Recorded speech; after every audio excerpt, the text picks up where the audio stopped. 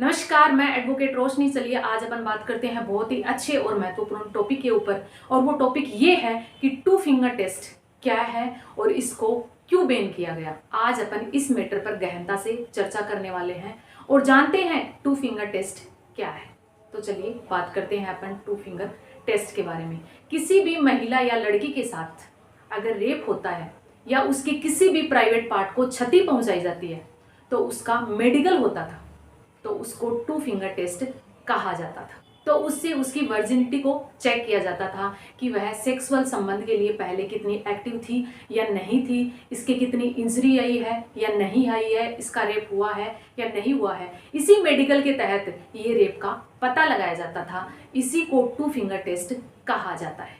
अब आप खुद ही सोचो, एक महिला के साथ पहले से रेप हुआ है, वो कितनी पीड़ित है, उसके बाद में ये टू फिंगर टेस्ट होता था उसके साथ।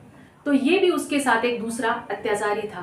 तो कई बार क्या होता था, महिलाओं के साथ रेप होते थे लेकिन वो डर के मारे बताती नहीं थी और कि उसके साथ रेप हुआ है या नहीं हुआ। ये टेस्ट भी एक तरह का एक अत्याचारी है, इसीलिए इसको सुप्रीम कोर्ट ने बैन कर दिया। टू फिंगर टेस्ट पहले से ही काफी देशों में बैन भी है। इससे महिलाओं के साथ दोबारा से एक तरह का अत्याचार ही होता है। जिसने भी my YouTube channel advocate madam ji को सब्सक्राइब नहीं किया है वो सब्सक्राइब कर ले, ताकि हमारी लेटेस्ट अपडेट कानून से रिलेटेड आप तक पहुंचती रही।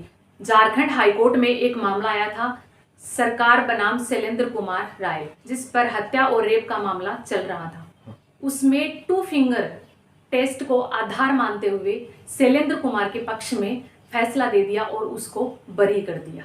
झारखंड सरकार ने इस फैसले को सुप्रीम कोर्ट में चुनौती दी। मामला सुप्रीम कोर्ट गया, वहां पर एक बेंच बैठी गई। बेंच में जस्टिस चंद्रचूड़ और हेमा कोहली की बेंच थी। इस मामले की गहनता से चर्चा की गई और उनको ये पाया कि इस बेंच ने हाईकोर्ट के फैसले को पूरा ही पलट दिया और उसमें टू फिंगर टेस्ट को बैन कर दिया कि आप टू फिंगर टेस्ट के आधार पर ये आकलन नहीं कर सकते कि इसमें लड़की का रेप हुआ है या नहीं हुआ है। सुप्रीम कोर्ट ने ये कहा कि अगर कोई लड़की सेक्सुअल संबंध के लिए एक्टिव रही हो या नहीं रही हो, उससे कोई फर्क नहीं पड़ता है। तो उसमें सुप्रीम कोर्ट ने क्या किया, उस आरोपी को उम्र कैद की सजा सुना दी और टू फिंगर टेस्ट को बैन कर दिया। हाईकोर्ट के पूरे फैसले को बदल दिया और शैलेंद्र कुमार को उम्र कैद की सजा सुना दी। मेडिकल कॉलेज से भी टू फिंगर टेस्ट को हटा दिया। इसमें सुप्रीम कोर्ट ने टू फिंगर टेस्ट को अवैज्ञानिक माना। देखो, मैं आपको ये बताना चाहती हूँ कि अगर किसी भी लड़की के साथ रेप होता था, कंफर्म पता नहीं लगाया जा सकता था कि इसके साथ रेप हुआ है या नहीं हुआ है, ये एक तरह का लड़की के ऊपर अत्याचार ही था। तो इसको सुप्रीम कोर्ट ने बैन कर दिया। ये जो टू फिंगर टेस्ट है ना, ये कई देशों पर भी पहले से ही बैन था और अपने यहाँ भी बैन कर दिया।